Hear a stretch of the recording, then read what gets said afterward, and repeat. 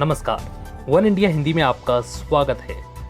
Corona virus के चलते 25 मार्च से देश में लॉकडाउन है, जिसकी वजह से देश बड़ी आर्थिक तंगी के दौर से गुजर रहा है। करोड़ों गरीब और प्रवासी मजदूर सड़क पर हैं और उनके पास खाने और पैसे का अकाल है। देश के हालात को देखते हुए प्रधानमंत्री नरेंद्र मोदी ने 20 लाख करोड़ रुपए के आर्थिक पैकेज का ऐलान किया था, जिसके बाद पिछले 5 दिनों से लगातार वित्त मंत्री हर रोज इस आर्थिक पैकेज के अलग अलग पहलुओं का ऐलान कर रही हैं।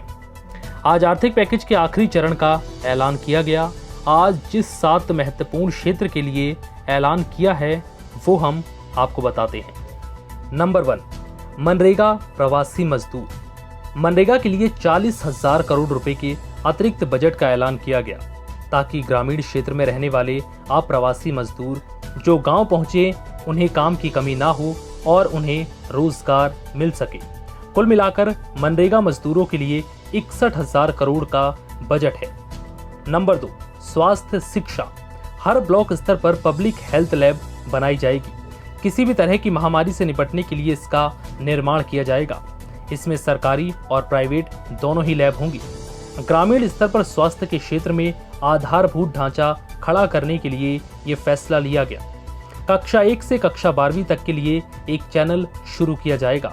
ये online one nation one digital platform के तहत चलाई जाएंगी। इसके लिए दीक्षा प्लेटफॉर्म की शुरुआत की जाएगी। 100 यूनिवर्सिटी को ऑनलाइन क्लास चलाने की इजाजत दी गई है। नंबर 3, उद्योग। कोविड-19 के चलते जो उद्योग प्रभावित हुए हैं उन्हें डिफॉल्टर की लिस्ट में नहीं डाला जाएगा। एमएसएमई पर दिवालियापन की सीमा को बढ़ाया गया है और अब इसे 1 लाख से बढ़ाकर 1 करोड़ कर दिया गया। 1 वर्ष तक कंपनियों को दिवालिया घोषित करने पर रोक है। नंबर 4, कंपनी एक्ट में राहत। कंपाउंडेबल अपराध को घटाकर 5 कर दिया गया, ताकि कंपनियों से हुई चूक को अपराध नहीं माना जाए।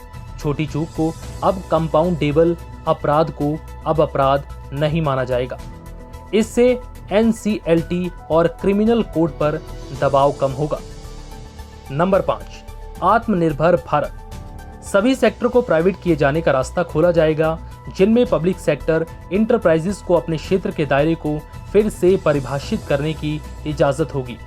किन पीएससी को पब्लिक सेक्टर में ही रहना होगा, इसकी लिस्ट भी जारी की जाएगी। स्ट्रेटेजी सेक्टर के लिए पब्लिक सेक्टर इंटरप्राइजेस के कम से कम एक सेक्टर को पब्लिक सेक्टर में ही रहना होगा। अन्य सेक्टर को प्राइवेटाइज करने की इजाजत होगी। बाजार को देखते हुए इसकी इजाजत दी जाएगी। इन्हें प्राइवेटाइज करने, विलय करने की इजाजत भी मिलेगी। नंबर 6, बिजनेस को आसान किया जाएगा। भारतीय कंपनियों को विदेशी बाजार में लिस्ट करने की इजाजत होगी। प्राइवेट कंपनी एनसीडी में लिस्ट करने की इजाजत होगी, लेकिन उन्हें लिस्टेड कंपनी नहीं माना जाएगा। नंबर 7, राज्यों की मदद जारी रहेगी। कोरोना संकट में राज्य सरकार जो उधार ले रहे हैं उसे खास सुधार से जोड़ा जाएगा। उसे रोजगार सृजन के लिए स्वास्थ्य, शहरी और ग्रामीण क्षेत्र में निवेश से जोड़ा जाएगा। प्रदेश सरकार को अधिक कर्ज लेने की अनुमति 2020-21 के लिए इसे 3% से बढ़ाकर 5% तक कर दिया गया है। जिन राज्यों का राजस्व कम हुआ है उन्हें राहत दी गई। तो ये थी निर्मला सीतारमण की आज की 7 बड़ी बातें, जिन 7 सेक्टर के लिए निर्मला सीतारमण ने बड़ी राहत की बात कही और इन्हें बड़ी सौगात दी। फिलहाल इस वीडियो में इतना ही। नमस्कार।